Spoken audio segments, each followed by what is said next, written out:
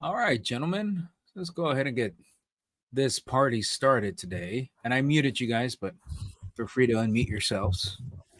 How we doing today? Happy middle of the week. Happy Wednesday. Did you guys have a good Monday and Tuesday? Yeah, we had a good one. Probably not as good as Dwight did by taking his spring break trip right in the middle of tax season. But sure, Dwight's had a few good days. But you want to take that, Dwight? Yeah, I have. Although it has been cold, but if you see here, see the sign. What does it Life say? is better in flip. Life is better in flip flops. Unless you have ugly feet, Well, yeah. in which case it's probably not better in flip flops. It's probably better with unless you do what a lot of my family members do and they wear flip flops with socks. Oh no.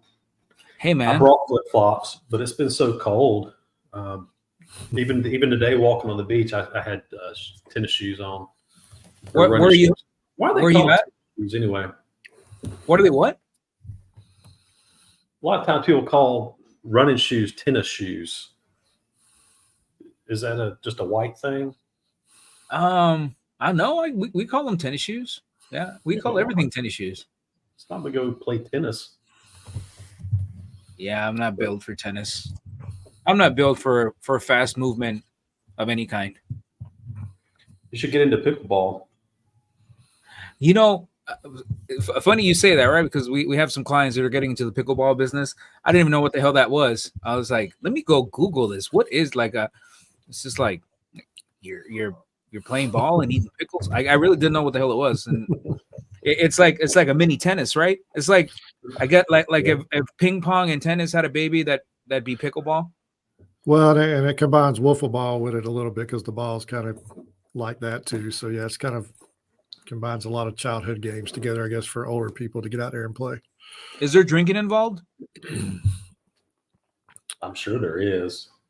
What's Top Golf, where realistically it's just an excuse to just go and drink. Mm-hmm. Yeah, Maybe not quite as bad as Top Golf.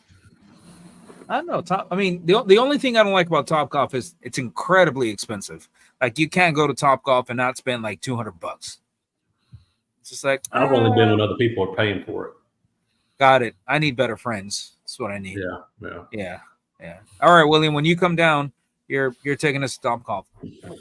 You're the baller here. Yeah, I'll take you to Top Golf and have us a good time while we're down there. So I'll take you up on that. Yeah, we make a few more sales here. We'll go to Top Golf. How about that? All right, man. I like that. That sounds like a good plan. Okay, so today we are talking about the 401k, which realistically it's where the majority of America has pretty much all, if not the majority of their wealth. And I really want I kind of want to give a breakdown, and I think Dwight and William can really help us break this down quite a bit. There's a lot of advantages and disadvantages. There's a lot of ways for you to take that 401k money in the future and make it non-taxable. There's a lot of ways for you to use that 401k money for a lot of different types of investments, and I don't really think people understand how much flexibility you have with the 401k once you have had separation of employment. As long as you're still working there, we're still somewhat limited, but there's a couple of things that we can do. But I'll start it with this: the 401k, and I think it happened. When did the 401k get implemented, William? You're the one that knows all of the facts. Was it like in the 80s? Is that when the pension? Well, it became law in 1978, and then ultimately in 1981 is when companies realized that they could use that tax code to make employees responsible for their own retirement. And then they offered a kind of a matching on that to kind of take the place of the pension funds. So 78, the original law came out, 81 companies started, and even into the 90s, I think like Walmart started offering 401k in 1997. to their employees. So it still took a while to get implemented. It became, mainstream. But yeah, that's kind of the history behind the 401k, which basically is a tax code in the law that allows you to save for your retirement. Well, and when you brought up pension plans, it used to be that if you worked for a company and you had a pension plan, which everyone had a pension back in the day, I'm pretty sure you've heard, your old uncle say, man, I never wanted to leave that company because if I left, I was going to lose my pension. Well, all that meant was that whenever you retired, the company that you were working for was going to continue to pay you a salary, even though you were technically retired. However, that started getting very expensive very, very quickly. So then they had this great idea that instead of providing pension plans, they were going to offer you this great plan that in many situations allows you to participate in the stock of the company that you are working for, which basically you're just throwing more money to the company that you are actually working for. And that was the 401k. And I will tell you, there's just no way.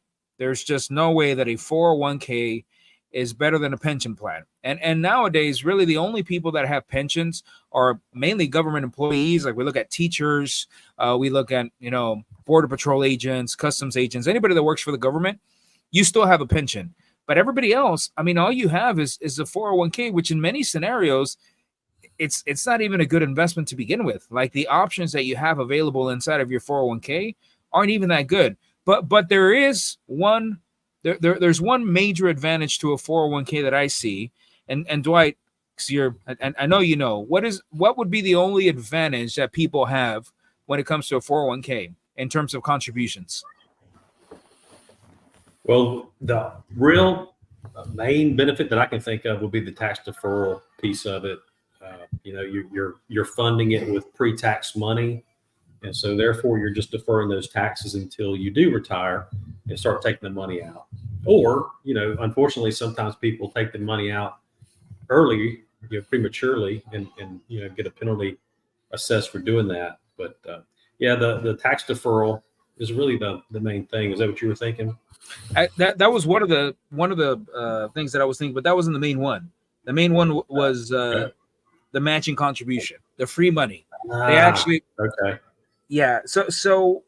And this isn't the case with most companies. Most companies will give you a matching contribution, but some will not.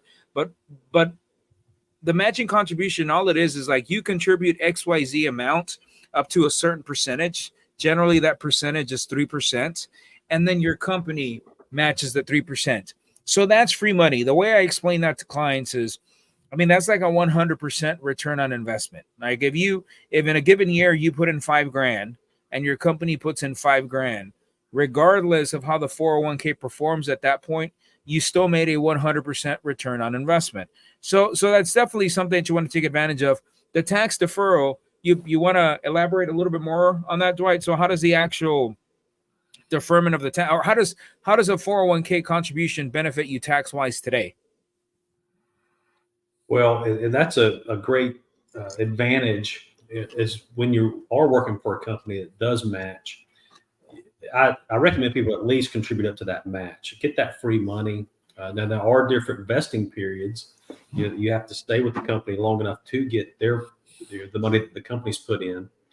But from the tax deferral part, basically before you actually get paid even, they take a set amount of money that you've decided to contribute to your 401k and put that in your account.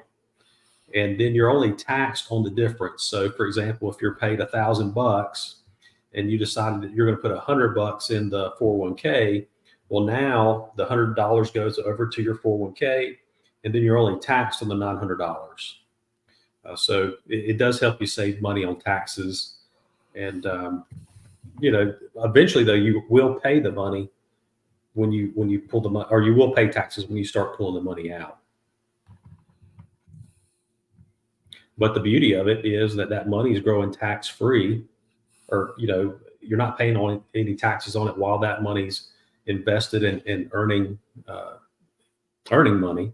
So, that's a benefit as well, is you're not paying any taxes until you actually go to withdraw the money. But then some people would argue, well, you don't know what the tax rate's going to be like in the future, and you could actually be paying higher taxes when you go to take the money out. So it's all, I guess, relative to everybody's situation. And that's a good problem when we talk about that too, is that you're putting that money into the 401k to defer taxes today in the hopes that you're going to pay lower taxes in the future, which we're now in an environment where tax rates appear that they will continue to go higher along the way. And so kind of puts you in a situation where you mentally prepare to have less income in retirement so that you don't have to pay as much tax when you do take that money out. And so that's part of the problem with the 401k, is it, for a lot of people, is not going to provide enough money for retirement. And it also sets them up to think that they should have less income when they retire, rather than figuring out ways to invest to have greater wealth when retirement rolls around. Well, and it's funny that you say that, man, because that's that mentality where at least a lot of the clients that I was talking to this client this one time, and he said, there's just no way in hell that I'm going to contribute to because when you're a business owner, like, you can actually set up your own 401k inside of your business. And the client said, well, yeah, but that's a plan that's very heavily regulated by the government. And so there's just no way in hell that I'm going to contribute into that so that the government can tell me what to do. And then I explained to him, I was like, well, when you work with other firms and other advisors, sure, the government will 100% dictate how that money is going to be taxed. But when you work with us, we figure out nice little loopholes where we can say, okay, well, you have $750,000 in this 401k.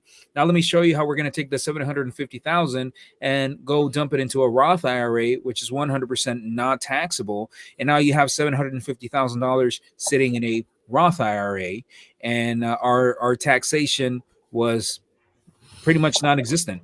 And that's one of the things where people need to understand that whenever we move like big amounts of money, like 401k money, it's always going to trigger some type of taxation. So unless there's like a plan in place to reduce or eliminate that taxation in what we call a Roth conversion, then you're going to be annihilated. Because, like, let's say, like, circling back to that scenario, we have like $750,000 in a 401k, and you want to go and roll it into a Roth.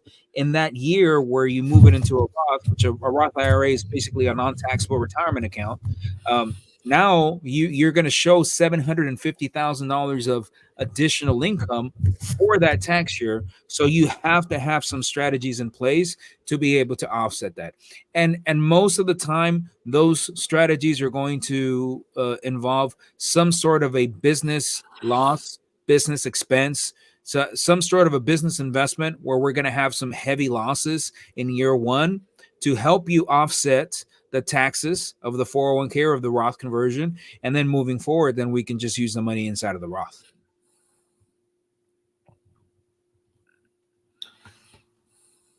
Well, unfortunately, most companies don't offer a Roth 401k. It's a tax deferral mechanism that they use. Some do now. So you could go ahead and contribute to a Roth 401k if your company offers it. So that could be an option. But there again, that you wouldn't get the tax deferral at that point, because that's going to be funded with after-tax money. So there's no tax savings, currently. But the good thing about it is when you do take the money out, there's also no taxes owed at that point. So that could be an option to look into with your employer to see if they offer that. The Roth, and you know what? It's starting to become a little bit more common. I've ran into a lot of scenarios with different clients where I'm like, hey, ask your company if they allow you to contribute into a Roth 401k, and if they're still going to give you that matching contribution. And in a lot of situations they do, and they still give them the matching contribution in the Roth. So to kind of circle back to your original case in point, Dwight, like, assuming that you make like $100,000, and let's say in any given year you throw in $5,000 into your 401k, then for that tax year you don't get taxed on $100,000, you get taxed on $95,000 because you took $5,000 from your income and you threw it into the 401k. At the same time, your company took $5,000 and they also threw it in the 401k on your behalf. So this is good because you're lowering your taxable income today, so you're paying a little bit less taxes. But this is bad as well because like 20 or 30 years on the line, your tax rate could be significantly higher, and you could be paying a lot more money in taxes later. So that's where strategic planning comes into place. Give me a second. I'm going to sneeze. Bless you. Thank you. But there's definitely advantages there. Why would you guys say that the majority of the clients that we talk to, because most of them are business owners, what do you think that most of them, because most of them don't like 401ks. Most of them don't want to invest in 401ks at all. Like, man, I don't want to do this. I'd rather go do a cash value built up life insurance policy or real estate or anything else. I don't want the 401k. Why do you guys think that is? Well, the feedback that we're getting from high income earners is that they don't want the money in their mind trapped for a number of years, whether that's 20, 30 years or so, because we're dealing with people that are in their 30s and 40s, and they have already created high income for themselves by being strategic with their investments and their business entities and things like that, to where telling them to set money aside and you can get it when you're 59 and a half or even 70 years old seems so far off. Plus the return on the investments. So, historically, maybe it's been an 8 to 10% annual return, but that's over the long term. So you have some years where you've lost a good bit of money. You have other years you make more money, but on average, 8 to 10%. But when you have the ability to invest in real estate or businesses that produce even more cash flow than that 8 to 10% return, then they're opting to keep control of their money, like you're talking about. And there's other ways to save money on their taxes besides contribute to the 401k. Whereas if you're an employee, basically earning all of your income on a W-2, there's very limited tax deductions available to the W-2. So the retirement plan for a W-2 earner is a lot more attractive in that case because that does give them an ability to offset some W-2 income. But as a business owner, you've got many types of things that you can get tax deductions on. And so it's limited a lot of times in what they wanted to do that until, like you talked about, Raul, we present them with the loophole that we know later on can convert it to a Roth. So we can go ahead and take that tax deduction once they kind of understand the strategy, not just the 1 year strategy, but the multiple year strategies that we're working with them on to reduce taxes today, but also create wealth and things like that in retirement. Then it may become a lot more attractive. But to your point, it's tying up that money. They feel like it doesn't really save them that much in taxes because even the 401k is limited on the face of it. 23,500 is kind of your limit on that. And so you're sitting here, that's not going to really move the needle much on their taxes is the feedback that we're getting. So it all is relative to the client, but that's a big part of why the clients that we work with don't want any part of the 401k as a overall strategy. Well, and William, you hit it. You covered all the points, and to add on to that, when our clients have employees, they have to now also include their employees in these plans. And depending on the number of employees, they get pretty costly for them to even service, that plan. So that's one consideration. And, even if they contributed the full 23 grand and their tax rate's 37%, that only saved them $8,500. And when they're sitting there with a $400,000 tax liability, $8,500 really isn't enough to move the needle for them. So they're needing higher type strategies that'll have a bigger impact. And they can get a better return on investment, perhaps through investing in another business, investing in their home business, investing in real estate. So I think the lack of return is also big for people. And then too, when people have it through their employer, sometimes those employer plans that there's not a whole lot of good options to invest in. And, the company has picked these investment choices out. Sometimes there's some high management fees through those funds. and it can get costly for that employee investing that money in the 401k. But I'll point out that there's a big jump between the 24% bracket and the 32%. That's the highest jump between those two brackets. And off the top of my head, I don't remember the threshold for income, but if your income, because of your income, if it pushes you over to that the bottom of that 32%, then it would be worth looking into to add a 401k or something like that would bring your income down below the 32 to be taxed at 24%, because that could be an 8% savings in itself on that contribution. So just to throw that out there for consideration for people. And that also goes to show the importance of working with a tax advisor, tax strategist like us, to notice stuff like that and be able to bring it to your attention. And I think you bring up another good point on the fees that are associated with this. So it's almost like the 401k plans were created for Wall Street to essentially get a bunch of money, billions of dollars from, won't necessarily call them unsuspecting people because you're investing for yourself, but it's a bunch of money that was put in there that they are now earning fees off of, that everyday Americans, middle America, that everybody has put some type of money in there that may not have put money into other investments. So it's really created a windfall of sorts for Wall Street on that. And then the fees that you're talking about, they're actually hidden. So you don't really see what the charge is.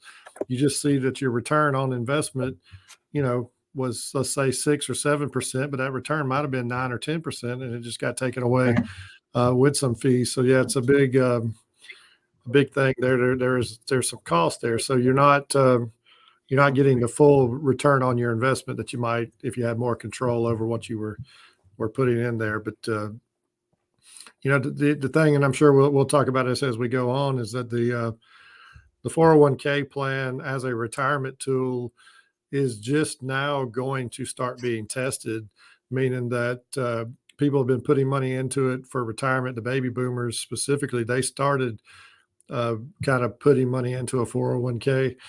And so they've been accumulating this money, and now we're going to see, can they retire and live off of this money? And that's going to be a big test for the American economy. But also, when they start taking money out of the 401k to live off of, that's pulling money out of the stock market, which is going to have an effect on the overall stock market returns for everybody else. So it's going to be very interesting here, because we got a large number of baby boomers retiring every day.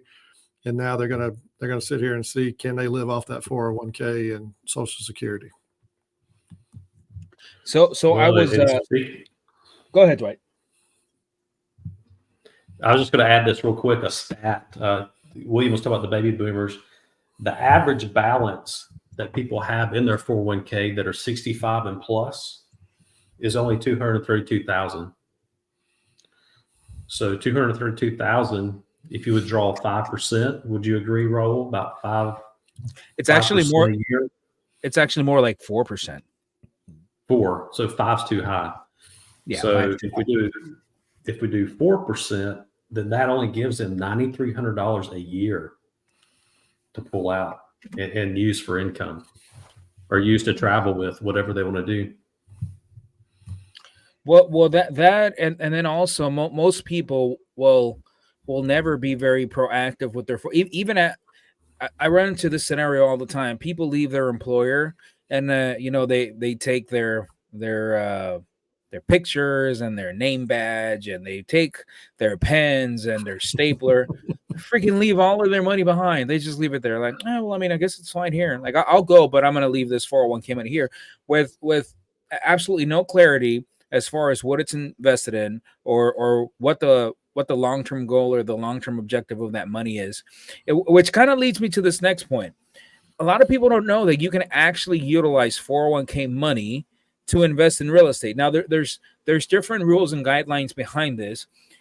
If you are a business owner, you can set up a 401k for your company, for yourself, and you can use that 401k to go and invest in physical, tangible real estate, because, well, you're the business owner, so you can determine the setup there.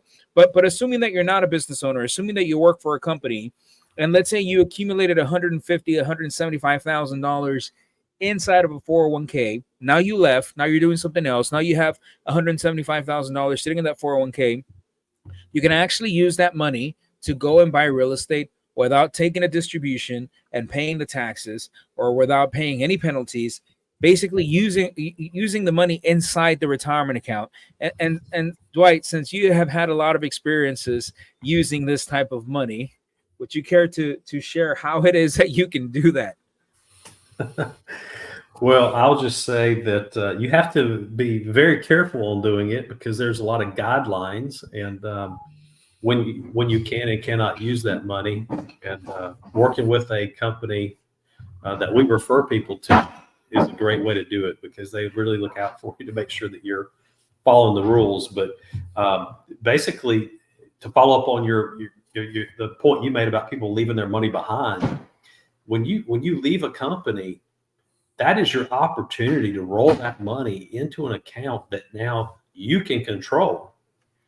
Because the investments, I guarantee you, were very poor, to be nice about it, at the company you were with.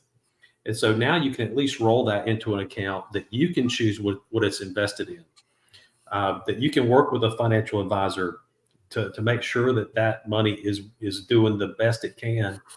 And then you can also do what's called a self-directed IRA. And at that point, you can invest in real estate, like what Roel was talking about. You can do hard money loans even through your well, now it's an IRA at that point, because you've rolled it over. So a hard money loan, you can flip two properties a year, Roel? Yeah. So you can flip 2 properties a year, but you can also buy long-term and even short-term rentals, for investment purposes. Now you got to be careful, because there are some rules on how you can participate and things you cannot do if you're using a self-directed IRA in those properties. So you want to make sure that you're following all the rules. But that is a way, because a lot of times the clients that we work with, they don't like the stock market. So this is a good option for them to still have a retirement account, but invest it in what they know, and they know real estate. And, personally, I think it's always best to invest in what you know, instead of making a mistake and going off into something, some new uncharted territory that you have no clue about. But I like and I'm finally using my self-directed IRA just as an example. I've tried a few other times, and now the deal has come together, and I am lending basically doing a loan to somebody who's buying a triplex, and they're going to fix it up, get it occupied with tenants. And as soon as it's occupied and stabilized, then the guy's going to put a traditional mortgage on the property, pay me back, and then I'll have that money available again in my self-directed IRA to do something else with. So let's paint a case study here, just so that people can have a better perspective of the flow. And we'll use one of our clients, for example. So we had this gentleman, very high W-2 earner, made, I think, roughly around $400,000 per year. Had separation of employment. It was time for him to go. And so he left. And I think it was right around age 54 when he took off. The balance of his 401k was roughly about $1.6 million. 401k was very much still invested in the market whenever he had separation of employment. At that point, he had options. So he could say, all right, I'm going to leave my money here in my 401k, which a lot of the times you do have the option to do. Or you can take that 401k money and roll it into an IRA. And that IRA can be with Merrill Lynch or Fidelity. Sit down, baby. With Merrill Lynch or Fidelity or any of those cats that basically allow you to continue to invest in stocks and bonds. You can also move the money to like an annuity. Basically, that's a much more conservative type of investment that can still yield you some pretty good returns. You can move the money into an IRA CD. So you move it with the bank, or you can do what Dwight is talking about, and you move it to a company that now allows you to utilize all of your retirement money to go and buy real estate. That's what this gentleman did, just because he already had a pretty massive real estate portfolio, and he just wanted to acquire more real estate with his retirement money without having to pay taxes or without having to pay penalties. So now what happened there was we took the money from the 401k, we moved it to a self-directed IRA. Look it up on YouTube. There's a lot of videos. Self-directed IRA. From the self-directed IRA, we open an LLC. With that LLC, we open a bank account. Now all of his retirement money is sitting in a bank account, and now he can use it to go and buy whatever piece of real estate he wants. That is the flow of how things work. And so now that you know that you have those options, doesn't necessarily mean that that's the option that you're going to go with, but I mean, it's just a way for you to have a lot of flexibility with your 401k funds. It works for some people, for other people it doesn't. Like Dwight, what he did with his retirement money is he didn't invest in real estate. He actually gave a loan, which you can do. Like you can actually become a bank, and now through your retirement account, like you can loan money to people, and they're going to pay you a guaranteed rate. A guaranteed rate could be 12, 13, 14%. But the loan is coming from your retirement money. And this is basically how you can start to get real creative with these self-directed retirement accounts. And once again, not the right fit for everyone, because like Dwight said, there's a lot of regulations and it's real easy to mess up. But for some people that want to be very actively involved, could be a very, very good fit for you. Well, and what, William had pointed out earlier that, one of the knocks that our clients give is, typically they give about on average, stock market does about 8%, maybe 10% a year, which is what our clients consider to be a low return on their investment. And, this particular deal that I'm doing will end up being 15% interest. So it about doubles that 8%, so it's a great return, and I'm in first position on the loan. So if he defaults, then I can foreclose, and now I own a triplex. So it's very low risk the way I'm doing it, because I do have collateral on that particular property. So if you're thinking about doing that, though, I would encourage you to know who you're doing it with,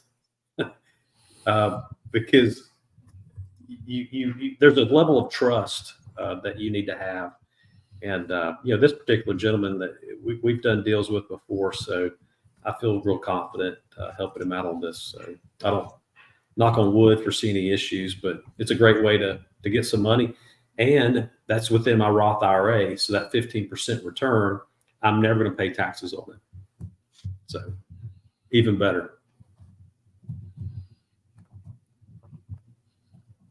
And you feel like you're in control of what that money's invested in, and can get the returns like you're talking about, and then continue to turn that money over so you can consistently make the returns. And like I said, even if you had to foreclose on the property, well, now you've got a property that's got equity in it and things like that. So you got some options along the way. But for the most part, you're investing to get a return that is more guaranteed than what you could in a stock market that you don't control. So I think that's the key thing for the viewers too, is that if you're going to go the self-directed route, that does ultimately give you control of what you're going to invest in, but you also need to know what you're investing in and find things that fit into what your goals are and things that you understand.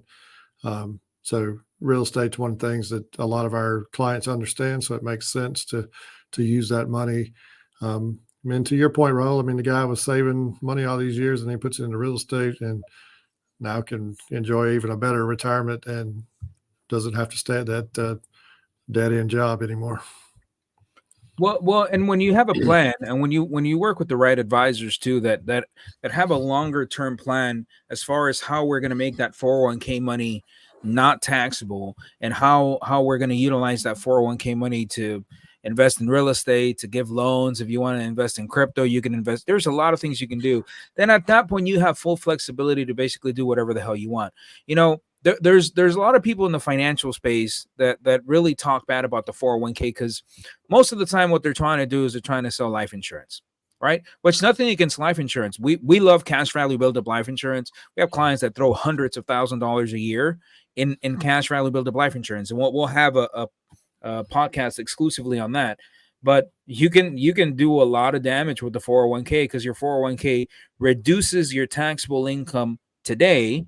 And the way we use it is we just use it as a savings vehicle, because we know in the future we're going to take that big bucket of money, we're going to make it non-taxable with some very specific types of business losses. And now that it's not taxable, now that it's sitting in a Roth, now we're going to go flip real estate with a Roth IRA. And now if you make $150,000, $200,000 in that flip inside of your Roth IRA, you don't pay taxes on anything, right? So you can get real creative with this stuff. So when we tell clients, we're going to throw $30,000 into your 401k. They're like, why? I said, because it's the savings. We're getting a tax deduction today, and we already have a game plan for you tomorrow as far as what we're going to do with this money. They're like, oh, okay, well, that's fine. Let's do it. And then we still throw $50,000, $75,000, $100,000 a year into a cash value build-up life insurance. We're still building a real estate portfolio. We're still very actively involved in that. We still have plenty of cash sitting in high yield savings accounts and CDs that you can leverage. So there's a lot of different ways for us to be able to utilize our money.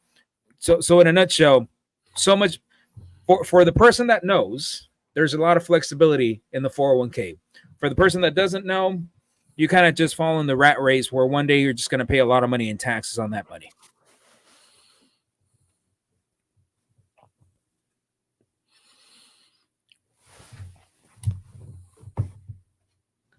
Unfortunately, the taxes and lack of tax planning hits a lot of people. And, financial advisors, I don't think, are having this conversation with their clients about the tax consequences. Definitely not self-directed IRAs, because, typically the financial advisor themselves isn't compensated when they move their money to that type of investment. And, the financial advisor obviously wants to get compensated for what they're doing.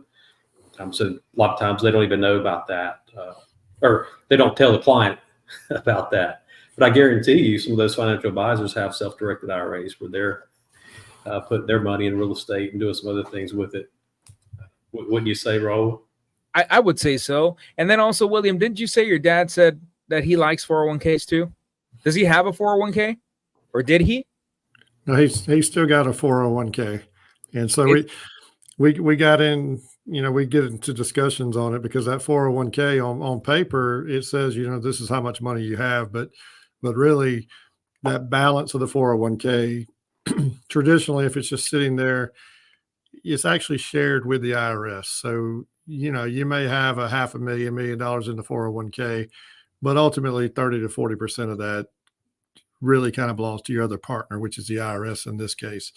So it's not as much money as you would think about it. But yeah, he was asking me if why we were having this discussion, basically because the 401k, and we love that. We just have two different viewpoints of what retirement looks like, and we enjoy working with each other and things like that. But I'm of the viewpoint, let's try to enjoy some pre-retirement before you get to 65. And you do that by having access to your money and putting it in investments that can return cash flow for you now.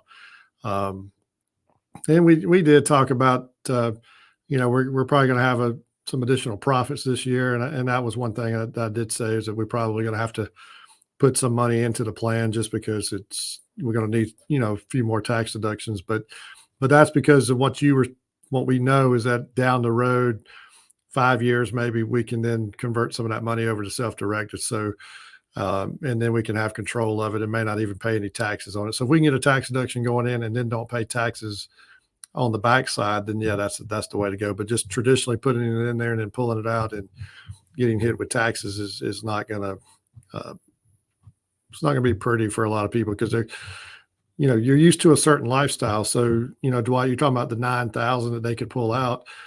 Well, that's probably not going to be enough. So then you start pulling more money out, which leads to higher taxes. And then you ultimately you run out of money. And And that's the biggest fear that people have is that they're going to run out of money. And so that's one thing that we try to advise clients on is creating additional cash flow sources while you can, because you do want to retire at some point. And it's going to be important that you still want to have the same kind of income level that you've been enjoying all your life. Because now, I mean, think about it, you get to retirement, now you have time to do what you want to do, but now you're worried about running out of money. So then, I mean, what have you really achieved on that side of it? So retirement needs to be lived to the fullest, and he and mom have a great time with it. So he's got other resources as well, but it's just the kind of things that we get into that we just have these debates because there's nothing wrong there. Each side has their own views on it, and it's how you look at it. But he's also saved up some additional money outside the 401k. Don't let him fool you. Yeah, he strikes me as a saver. I'm sure he has a good little nest egg somewhere. But we do know that he does watch the show and watches the clips during the week, because he does make comments about things that we talk about. So we do know we have a loyal viewer out here. Mr. Bennett, I'm going to tell you right now, your son talks a lot of shit, and just want to make you fully aware. Whenever I meet you face to face, I'll make sure I'm going to fill you in on everything he says, and it's going to be great. You're going to get removed from being the beneficiary on that nest egg that your pops has sitting on the sideline. Is what's going to happen, William. He may be updating it now. Yeah, he could be. Well, yeah, he said his goal is to spend it all while he's living. So he's doing a pretty good job of that. But it's good that he seems to make it into the podcast each week. But he did come back from his cruise and has been working hard this week, trying to get a few things done around the firm. So we do appreciate the fact that he did take a break to get refreshed, and now is in the home stretch here for tax season. Yeah, but I'll go ahead and point out that I'm on vacation this week and you're on vacation next week. So yeah, we haven't told him that yet. It's just on the digital calendar, but sorry. Yeah, it's okay. No, he'll figure it out. And edit it. Yeah, he'll figure it out soon enough. Am I the only one that doesn't take vacations? Yeah, you need to work on that. Okay, we'll figure it out. Well, one thing that I did want to add to, I was reading this article, and it said that in 2023, and especially now going into 2024, there is a ridiculously large uptick in people taking early distributions from their 401k. But let me rephrase that: early hardship distributions from their 401k, because they can't really afford to keep up with their expenses. And so when you were talking earlier, William, most 401ks have what are called target date funds, and these funds go pretty much into the biggest companies in the S&P 500. It's where they go, and maybe some of them will go into the company that you work for. So as long as people are making active contributions into the 401k, then stocks will continue to go up. But what starts to happen, William, to your point, as these baby boomers start to need more capital, well, they have to liquidate, chunks of their 401k, which means when they're liquidating, they're having to sell, which means that when there are more sellers than there are buyers in the stock market, stocks go down. But then we look at just normal everyday people that maybe they got a mortgage in the last year and a half or 2 years, thinking, hey, I can afford this really well. But then the cost of insurance pretty much doubled, where you were paying maybe like $150 or $200 a month for insurance, and now you're paying $400 a month. And then your taxes went up astronomically as well. So what you thought was going to be $1,700 a month payment is now a $2,200 or $2,300 a month payment, and you didn't budget for that. And so now you're like, man, well, I'm gonna have the only big bucket of money that I have is my 401k. Then you sell the 401k, you pay the taxes, and if you can't justify the hardship distribution, you pay a penalty. And if this happens enough, then it could be the next catalyst that could push us into a potential recession.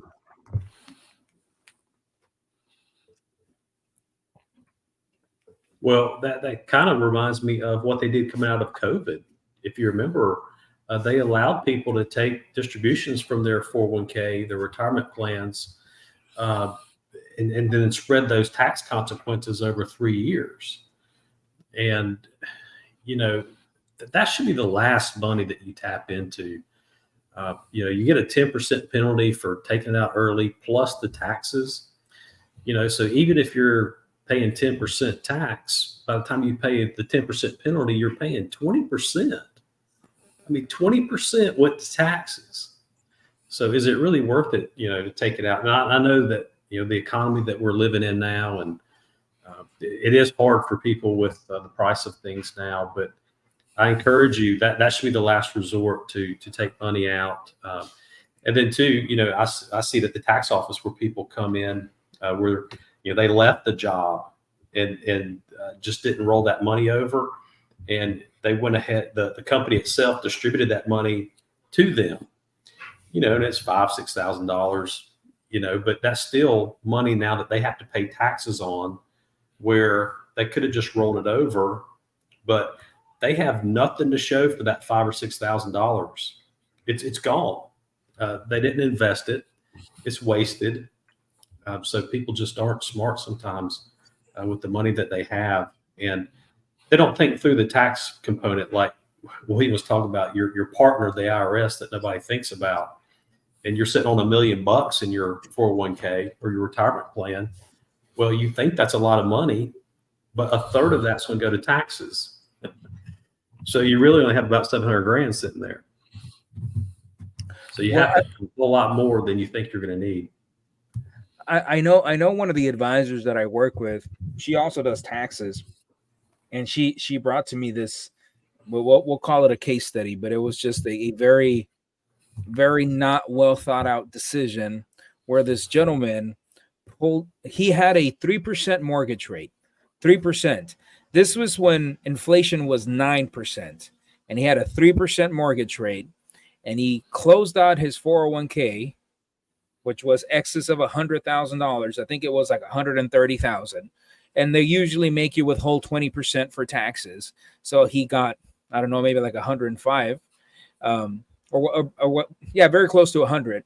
And he paid off his mortgage. Well, the problem is that what he withheld for taxes didn't factor in the fact that he jumped up a tax bracket because he was already making 100,000. Plus, he didn't factor in the 10% penalty. And so what ended up happening there was he got hit with this like $20,000 or $30,000 tax bill to pay off a 3% mortgage in an environment where inflation was 9%. And here's where that's important. If inflation is 9% and your mortgage rate is 3%, that means that your property is appreciating 3 times as fast as what it costs for you to borrow the money to begin with. Not the best decision. Definitely not a wise decision at all. You need to understand how money works. And when she presented that to me, I was like, man. And I mean, after the fact, what can you do? You can't do anything. You already pulled the money out, right? But I would imagine that stuff happens. And you guys, you guys do taxes pretty frequently. I'm sure you see that often. Yeah, I had one when you were talking about that came to mind. It was a couple of years ago, and the guy's company that he works for, once they reach 56, they have the option of taking out part of their 401k. They can roll it over into something, or they can take it out. And this guy, he's 56, and he takes out like $400 and something thousand from his 401k. And I asked him, I said, well, what'd you do with the money? Thinking that he had maybe an investment opportunity, to put that money in. He's like, well, I went and bought a truck for myself. I bought my wife a car, and then I put the rest up in the bank because I wasn't sure how much I was going to owe in taxes. So it was good that he did keep some of the money for taxes, but at the same time, he did nothing good with that money. He would have been better off just leaving it where it was. And just because he could take it out wasn't a good reason just to take it out, because he ended up owing about $150,000 that year when it was all said and done. So that's a good point too. When you're already making good money and then you take out a distribution and you add to the good money you're already making, it just compounds the tax situation, and people don't think that through. And of course, they don't involve us on the front end. They involve us on the back end after it's already happened. I'm sure William's got some stories too. Yeah, I mean, that's the the bulk of people that come to our office with a tax problem, which a tax problem we define as having a big tax bill that you have no chance of paying, right? So you come in, and we've got several of those cases right now where people took money out of retirement accounts. And to your point, I mean, not understanding how money works, the interest rate that you're paying, I think we talked about a couple weeks ago, even if it was 8%, it's still less than the 35, 37%, plus the 10% that you're paying. I mean, if you were to ask the same people, would you go down to the bank and borrow that money at 45%? They would look at you like you're crazy, but that's essentially what you've done when you take money out of a 401k to pay a mortgage off. And they come in, you know, I've had a couple of guys, especially in there in that COVID era, I think that was the worst thing that they could have done was, even though they could spread it over 3 years, they came in to my office and said, let me tell you what I've done. I am mortgage free right now. And I said, yeah, you're mortgage free. And they want me to pat them on the back. And at that point, like you're talking about, there's 3% mortgages. And I said, yeah, you got a paid for home now. And now you have no retirement. And they're still working. Like literally nothing has changed in their life. They're still doing the same daily routine. It's just that they don't have to write a check to the mortgage company, but they're on a payment plan with the IRS to pay taxes back. It's like, you know, what are we doing here? Because even the mortgage interest, it's hard to deduct it. But if you were able to itemize, it's deductible, which makes it even less of a charge. And when you talk about that, the interest rates, that's where people really don't understand the inflation rate. So as long as the inflation rate is higher than your interest rate, you're basically not paying any interest. And even if you were sitting here with a mortgage payment and you were saying, okay, I'm concerned about my mortgage payment, they don't even consider the fact that they could actually, if they wanted to take money out of 401k, which we advise against, but let's just say for a minute that you wanted to do that, what you should do is just draw down enough to make the monthly payments for that year. You would you would have the feeling of not having a mortgage payment, but you wouldn't be left with a huge tax bill. But it's just how people think about, I can sleep better at night if my house is paid off. But my concern is that house was going to get paid off anyway with your regular earnings, and your retirement would have continued to build up so that when you get to retirement age, you would have money in retirement and your house would be paid off. Instead, now you're going to be left with a paid off house, very little in retirement, and you're either going to be left to sell the house or, worse yet, try to put a mortgage on it, which you're not going to be able to once you reach retirement age because you don't have the income to support the mortgage. So it's not building wealth. And so that's the biggest thing, is if people would understand, when they're taking money out of this retirement account, it's not a savings account. That's what we opened the show with, is because most people put it in there as a savings account, and then that's how they utilize that money. But it's very disastrous when you go and you pay the mortgage off, because now they can't get a 3% mortgage if they had to. So if you run into a bigger problem, now you're paying even higher interest rates, and it's just not good. But they don't understand, and everybody that comes in, okay, they get 20% withheld on the 401k distribution. I don't know who tells them this, or maybe they think this. They think that that's all the taxes on the 401k. So when I tell them that was basically a deposit toward the taxes, they think I've done something wrong, because they're like, well, I've already paid 20% and that ought to be enough to cover this money. And it's like, well, you got a 10% penalty, and then that only leaves 10%. And by the way, you've now put yourself into 32 to 35% tax bracket. And so it costs you 45% if you take a good bit of money out of the 401k. It's highway robbery, and you don't understand it. So 40 you paid 45% to save 3. Yeah. It's because your mortgage was 3. Yeah. But you don't have mortgage payment no more. You've essentially paid 12 years of mortgage payments. So you can tell your buddy, I don't have a mortgage anymore. Yeah. Yeah, not people's brightest moments. I will tell you though, there are a handful of times, and I share this with you because I did this back in the day, because I mean that was really the bulk of the money that I had, and in my scenario, it was one of the best decisions that I could have made at that time. I used to be a teacher, and I had a pension plan, right? And whenever you have separation of employment, you have the option, very similar to a 401k, to either leave the pension plan there or pull it out, take it with you. I actually pulled it out, but let me tell you why. I pulled it out not so that I could pay off my mortgage. I pulled it out because I needed to make more investments in my business. So here's the reason why this was beneficial to me. I pulled it out without any withholdings. So I didn't even withhold the 20%. But then I took all of that money, William, plus cash money that I had, and I threw it all into the business, which the business was not very profitable, because that was the year that I left. My business was not very profitable at that time. So now what I was able to do is I was able to get a lot of resources for my business that now makes me, I mean, it does well for me. I don't want to say how much, but it does well. And I was able to factor in all of those losses from the business to then offset all of the taxes that I would have paid on that pension distribution. Mind you, I'm a hell of a lot smarter now than I was back then. But I mean, kind of hindsight, I think at least for me, that was the right decision.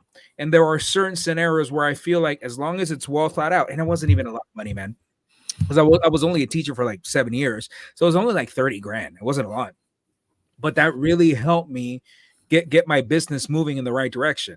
And I really didn't have to pay a whole lot of taxes because I had a lot of business losses. So I don't know. I'm curious to think what's y'all's take on that for people that may be in that scenario. Well, I think that was good. I mean, because I was just talking about the client who took the money out, nothing to show for it. Right. You took the money out and you made a wise investment. So you do have something to show for it now. So I think that's the key. And I wouldn't fault you at all in that scenario. But it's like I had to early on when I started the tax office, I had to sell a rental property to put the gains from that rental property into the tax office to keep it afloat. Well, 10 years later, I have a good business. So, to me, that was a good investment. It's not like I just sold the rental property and went out and bought a car. So I have something to show for it now. I'm at the beach. My tax office is paying for me to be at the beach, So I think it's a good investment that I made. I think the same thing for you. What hurts me and hurts my soul, it really just hurts me down deep, is when people take the money and just waste it. And you've got to invest it, whether it's in yourself for personal development, invest in your business, invest in real estate. You just have to have something to show for it. It's my advice to people. Yeah, I don't think you can ever go wrong investing in yourself, and especially if it's used to acquire another skill that allows you to produce additional income for yourself. So if there's some return on it, like you're talking about, Raul, then that could be a good use of the money. I'd much rather see people pull money out for a productive reason, or realize, this money that I have is not life changing at the moment. So like you couldn't retire off of 30,000. So you might as well have taken the money and put it to productive use for yourself at that point. But I think to everybody's point, what we're talking about is when people use it as a savings account, just pull it out and spend it on whatever. You're left with paying a big tax bill, and you have nothing else to show for it. So yeah, that's a good point. That sometimes we have to take some of the assets that we have and spend them on things that will produce additional incomes. And I see your topic there, Raul, for next week. That's going to be a great topic. This one's off Dwight. I think he was really upset that day because I you have no idea how many times I've used this quote, and I was like, you know what? One of our advisors said this, and then the client will be there and they'll be like, that's very true. and so I think this would be a good topic for next week since we're talking a lot of taxes and it is tax season. But I was told if I told a story directly about that other company by name, then I could get sued. So we refer to them as a place that rhymes with door lock. And I have a great story to share with you next week on how they just royally screwed up someone's taxes, and had to come to me to get them fixed. And it's so they don't always know the best either. So that should be a great topic, combining CPAs with H&R Block. So I'll look forward to that next week with you guys. Well, I know you're going to be on vacation next week. You'll be able to join us. Yeah, we're gonna take this studio on the road and join you from sunny Florida next week. Very Are good. you going to Disney again? No, we're actually not going to go to Disney this time.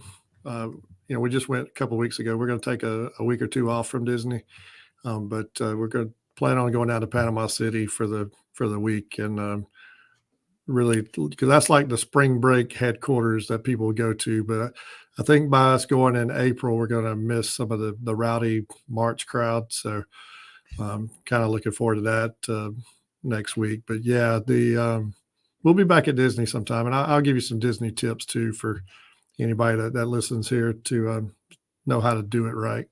I definitely need them because we plan to go this summer, and I know it can get pretty expensive, and I'm pretty cheap, guys. I'm gonna be real honest with you. Like I'll buy $5,000 of stocks in a day. Disney hurts me, because it's not an investment. It's an expense, but our daughter just turned 4, and she's talking about Mickey Mouse almost every single day. So I was like, okay, well, I guess it's time.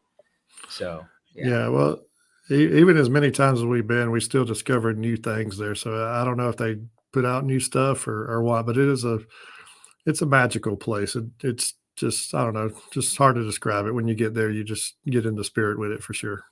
Well, so is my bar down the street. I mean, it gets pretty magical after about an hour and a half, but it's not going to cost me like 10. So I live in Texas, right? So I have to pay for the flights, obviously. How much for me, my wife, baby girl who's 4, my son is 15, my daughter is 13.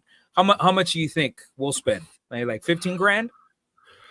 Well, it's if you go daily. I mean, we're fortunate we have a pass, but if you go daily, I think it's about $200 a day per person. To get in. And then all the extras and the food and everything. I mean, so possible, depending on where you stay and if you want to eat good while you're there too. Very good. And then you have to get the fast pass too, right? So you can get on the rides faster. Otherwise, you'll be in line forever. Yeah, but that's a fallacy that they have down there, because you only get so many rides. It's not like you buy the fast pass and just get to go to the front of the line on every ride. It's timed out. So you really have to plan it out, because I think you only get maybe 4 or 5 throughout the day. So one thing that we do, we skip the parades and the fireworks, and that's when we ride. So if you don't care about the parades and fireworks, then you can ride without the fast pass and get to ride what you want to ride. But so that may be a strategy for one day for you, because I mean, if you're gonna want to see some of that. But yeah, it is per day that you have to buy the pass, so that part can add up as well. So it just depends on what you want to do and what you want to see. Cool. All right, guys. Well, we went over some really good stuff when it comes to 401ks. I think probably the only thing that I want to share with our viewers, and if they watch this at a later day, understand that taxes from a 401k, especially for some of you guys that have very sizable 401ks, can be very much mitigated with a good quality plan. And then you can invest it in pretty much whatever the hell you want to invest it in. If you want to give loans through your 401k, if you want to go invest in real estate, if you want to go invest in a business with your 401k, all of that can be done as long as you have a clear, methodical plan as far as how you want to achieve that. Everything else is very doable. Anything else that you guys want to say before we close out? Well, sometimes I think we bash stuff, and 401ks do serve a purpose.